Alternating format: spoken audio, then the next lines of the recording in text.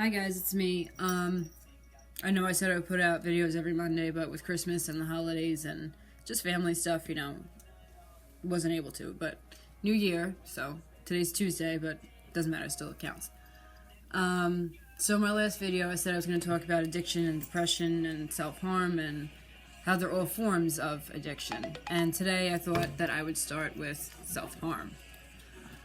I was going through my YouTube notifications this morning, and I saw a lot of responses to Logan Paul's "We found a dead body in the Japanese suicide forest." And I watched a couple reaction videos, and at the end of my video, I will give my opinion on Logan Paul. But self-harm is another form of addiction that is just as dangerous as alcoholism or any type of pill addiction or any type of hardcore drug addiction. I have a good friend of mine who self-harms. I used to self-harm, so that's why she confides in me. I'm not saying names, I'm not giving anything like that, but I used to cut and she cuts. And, there's been plenty of times that, I've talked her out of it. I've taken her to hospitals to try to get help. She's went even on her own and gotten help, but it always comes back to not being able to have the strength to not do it, which is addiction. Because the definition of addiction, I will look it up right now.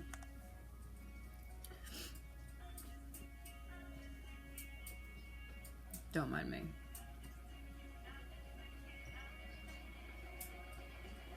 Really should have done this beforehand, but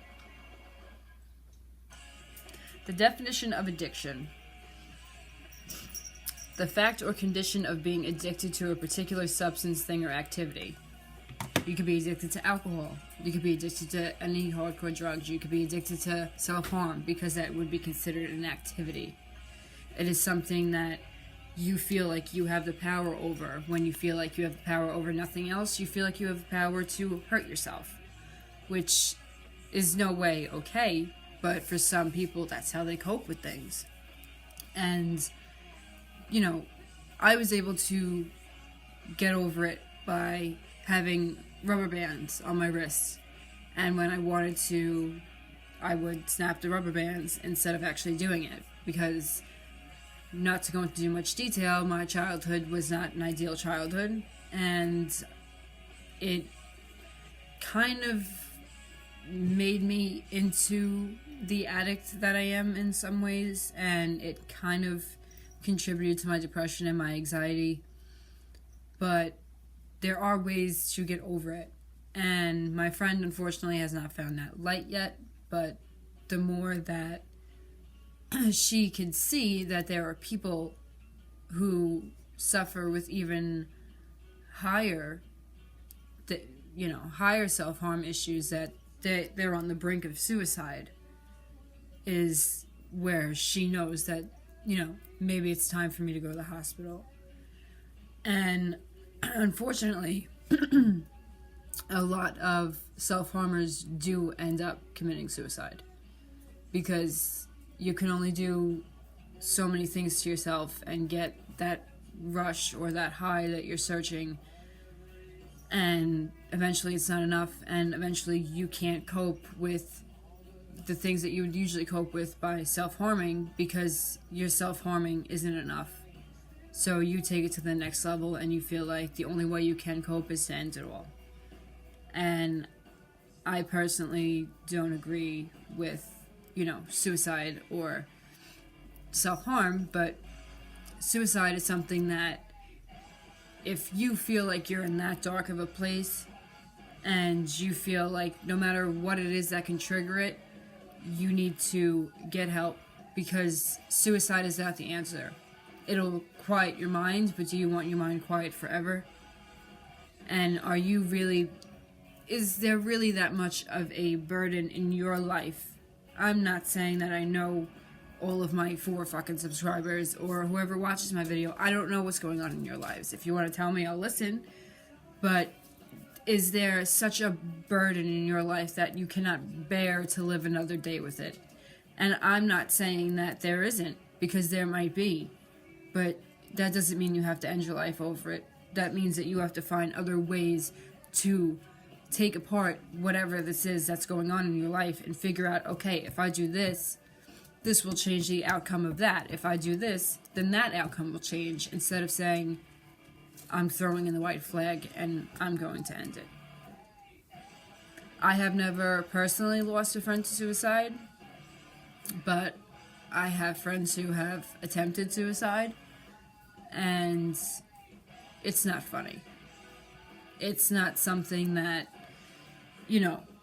is like, okay, well, I did it today, I won't do it tomorrow. If you have one suicidal thought, you're always going to have that one suicidal thought, because you think it's that easy just to, you're so stuck in that moment of being like, well, if I do this now, then I won't have to worry about my problem tomorrow. But you won't have to worry about anything ever again, because you will no longer be here. And in retrospect of that, you won't be here for your family. You won't be here for your friends. You won't be here for anything over a problem that, if you just take a deep breath, I know how pathetic that sounds, but if you take a deep breath and you sit there and you think about this problem logically, and you say, well, this happened, how can I fix it? How can I change whatever it is that's going on, so that when this is all said and done, everything will be settled. Everything will be okay. Instead of your first thought being, well, I have this gigantic issue in my life and I don't want to deal with it. I'm going to take the easy way out and I'm going to just off myself. Which no one should think like that. No one. Because it's a disease. And if you're mentally unstable, which most of us are, even though half of us don't want to admit it, that may seem like the best option, but it is never the option, because that isn't even really an option. That is just an exit. And that's just, there's so many other things you can do than do anything like that to yourself. Which brings me on to the topic of Logan Paul's video. First of all, he knew where he was going. He flew to Japan and said, okay, I'm going to spend time in the suicide forest. I hope we don't see any ghosts. Why would you go there? That place is known, well known, for people who have thrown in their towel and said, I'm done. And they go there to end their lives. And you want to go there and vlog. That's like going to a cemetery and kicking over tombstones. You don't enter somewhere to make a joke of it. You don't enter a place where people have felt so lost and so helpless and so desperate that their only way to feel better was to kill themselves and say, I'm going to spend the night here and hope I don't get haunted. What is wrong with you? What is wrong with you? And I did watch some reaction videos to it, and I was able to see the full video. And the fact that he gives a warning in the beginning of the video saying this is graphic, this is the realest video YouTube has ever seen, you're doing it for views, and you're doing it for money. But that doesn't, you're completely wrong. You're disgusting. You are disgusting. Then, him making jokes. Oh, like, I can't win, I'm scared to death. Oh, I shouldn't say death here. Grow up. Grow up. So when you finally go off of your trail and you're walking with your stupid fucking hat on and your Gucci jacket, because I quote, you said, if I'm gonna die, I want to die in my Gucci jacket. Yeah, because you don't take this seriously at all. So, after you go and you find, your little spot, you're gonna set up your tent, you say, I think I see someone over there. And your friend, or whoever the hell you were with, says, that's a person hanging, let's bring the camera. Are you fucking kidding me? You have no idea what that man was thinking when he entered that woods. Obviously, he was going through something. Something that he felt like he couldn't pick apart and put into different pieces and figure it out. He had nothing left but to end his life, and you film it. You go into filming it to zooming in on his hands to show that his hands were purple. You show that he had stuff in his pockets. You show that he had a bag with him. And your response to all this was, you never stood next to a dead guy before? If that was one of your relatives, or one of your friends, or just somebody that anybody in your little clique knew, your reaction would have been completely different. That I can promise you. You wouldn't have said, let's bring the cameras. Let's, oh my god, look at his hands, bro, they're purple. Oh, he must have done it this morning. You have no respect for anybody, and I find you absolutely disgusting, Logan Paul. You are entitled to do whatever you want on your YouTube channel, just like I am, because we both have a standard YouTube license. I mean, granted, you have much more followers who are from the ages of 7 to 11, so obviously you're going to say, oh, well, you know, I have to make sure that this video has a warning on it because there's a dead man in it. But I don't have as many followers, but if you're going to post your opinion, I'm going to post mine. I think you were disgusting. I think you were a douchebag. And I think that your channel should be completely shut down. Because PewDiePie, he shows something stupid in a video game, he gets demonetized. Game Grumps, everything has to get blurred out, they get demonetized. You go into a well-known place where people take their lives, and you sit there and you film it, and you zoom in, and you crack jokes, and you think that it's funny. You, my friend, have the biggest mental illness of anything that I could say. You are beyond any type of person that I ever thought that I would see on the internet or in real life. Because if that was me, first of all, I wouldn't go to that woods. People go there for a reason. I'm not going there for that reason. I'm not going to that woods.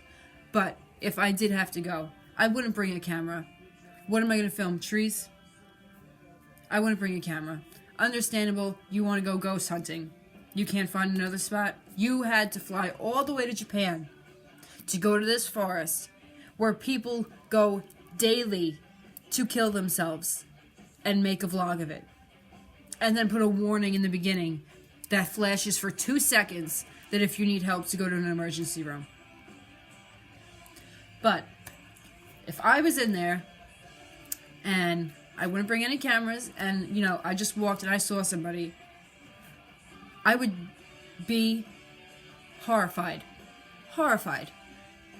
I would try to see if I can get this person, this victim, down. I would see if there was any type of way to resuscitate them. But you bet your ass I would call the police instead of going over there with my camera and saying, look at his hands, look at this. Like, you're disgusting, Logan Paul. You are disgusting. And since my channel is mostly about mental illness, I suggest you find yourself a really good psychiatrist and a really good therapist, and hopefully they can get you on the straight and narrow because you are a completely fucked up individual. But that's my opinion on Logan Paul. I think the video's down now, but I did see it. I did see his reactions to everything. I'm not a fan of him, never was. This makes me not like him even more because you have no compassion. You have no feelings towards anybody but yourself and your YouTube channel. You're a sick individual, Logan Paul. And you're probably never going to see this in a million years. But in the fact that you do, I don't like you. There are millions of people who don't like you because of this video. So I hope you're happy with your YouTube channel. Go do what you gotta do.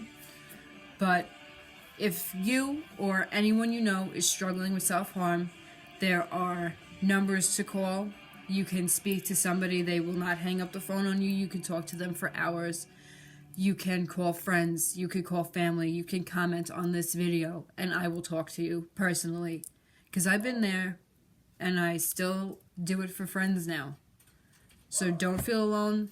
We're all in this together. We're just here to change one day at a time. See you guys next week.